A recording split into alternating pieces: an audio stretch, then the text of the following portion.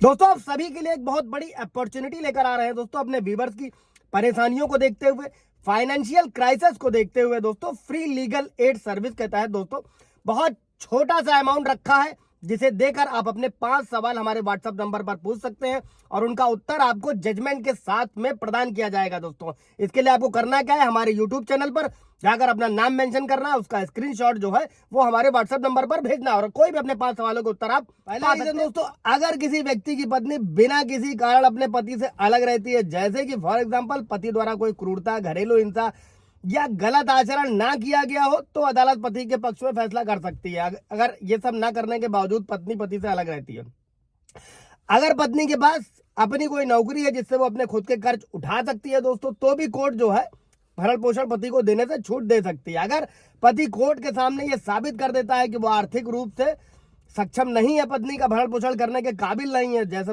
For example बेरोजगारी है या फिर कोई शारीरिक विकलांगता है दोस्तों, डिसेबिलिटी है, ऐसे में भी मेंटेनेंस के दावे को खारिज किया जा सकता है दोस्तों। और एक चीज और समझिएगा, जब कोर्ट में पत्नी अपनी इनकम छुपाती है, अपनी आय छुपाती है, तो आप बीएनएसएस के 94 के तहत कोर्ट में एप्लीकेशन लगा सकते हैं। इसमें कोर्ट ही आदेश करता है, फिर पत्नी को सारे सबूत इनकम के दिखाने पड़ते हैं। ब्रीफ वीडियो आप जाकर देख सकते हैं।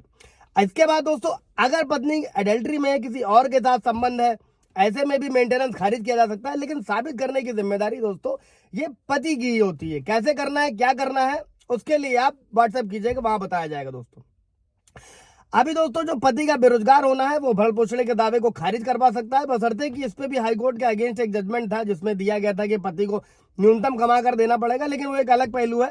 अभी हम लोग पढ़ते हैं दोस्तों, साधारण भाषा में समझते हैं कि अगर पति बेरोजगार है तो अपनी आर्थिक स्थितियों से साबित करनी होगी। अदालत ये देखेगी क्या पति ने नौकरी पाने के लिए सारे उचित प्रयास किए हैं, नहीं किए हैं। अगर पति नौकरियों के लिए आवेदन कर रहा है तो यह उसकी स्थिति को मजबूत कर सकता है और कोर्ट पति की बेरोजगारी के साथ साथ पत्नी की जो इकोनॉमिक सिचुएशन है उस पर विचार करेगी। अगर पत्नी काम कर रही है और अपनी देखभाल कर सकती है तो भरण पोषण का दावा कमजोर हो सकता है। अगर पत्नी की इच्छा जो है अच्छी आय है, इनकम है, तो कोर्ट क्या करेगा, पति की बेरोजगारी को ज्यादा महत्व नहीं दिया जाएगा दोस्तों, और ऐसे में भी मेंटेनेंस को खारिज किया जा सकता है दोस्तों।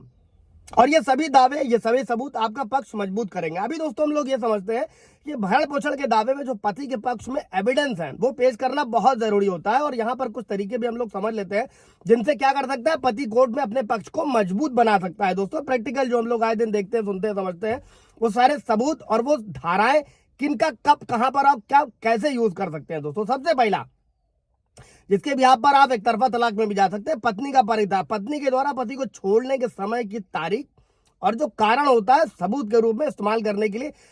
किसी भी तरीके की कोई बातचीत है, रिगार्डिंग है, ईमेल है, मैसेजेस है, ये सब आपके काम आ सकते हैं। फॉर एग्जाम्पल किसी मित्र या परिवार के सदस्य का जो स्टेटमेंट है वो इस बात को साबित कर सके कि पत्नी ने पति को बिना कारण के छोड़ा है दोस्तों। सेकंड क्या है, पत्नी की इनकम प्रूफ, पत्नी के आय प्रमाण पत्र जैसे कि वेतन की पर्ची, बैंक स्टेटमेंट, अगर कोई बिजनेस है, डॉक्यूमेंट है, उसको भी सबूत के रूप में इस्तेमाल करा जा सकता है। फॉर एग्जाम्पल अगर पत्नी नौकरी कर रही तो उसकी सैलरी स्लिप दिखाई जा सकती है, जिसके लिए मैंने अभी आप लोगों को बताया था कि आप भारतीय नागरिक सुरक्षा संहिता के सेक्शन 94 का इस्तेमाल कर सकते हैं दोस्तों। इसके बाद में फाइनेंशियल कंडीशन ऑफ हस्बैंड दोस्तों, पति की आय का प्रमाण पत्र कोर्ट ने पेश करना चाहिए।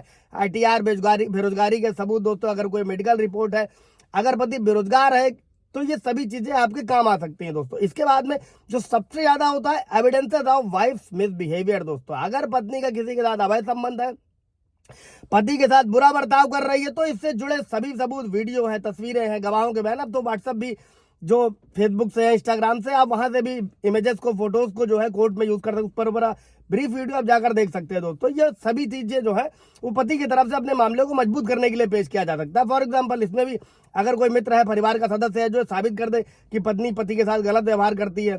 और इसी के साथ में दोस्तों मेंटेनेंस ऑफ चिल्ड्रन, बच्चे की देखभाल की जिम्मेदारी और उसकी आवश्यकता को साबित करने के लिए भी किया जा सकता है कि बच्चे के स्कूल के दस्तावेज, मेडिकल रिकॉर्ड और कई सारी चीजें दोस्तों, और गवाहों का बयान। ऐसे गवाह की सहायता जरूर ले दोस्तों जो पति के दावे का समर्थन कर सके। वो सारे गवाह परिवार के सदस्य, दोस्त, सहकर्मी, कलीग्स भी हो सकते हैं दोस्तों। इन सभी सबूतों, बातों को इकट्ठा करके पति अपनी स्थिति को कोर्ट में अच्छे से मजबूत करके पेश कर सकता है दोस्तों।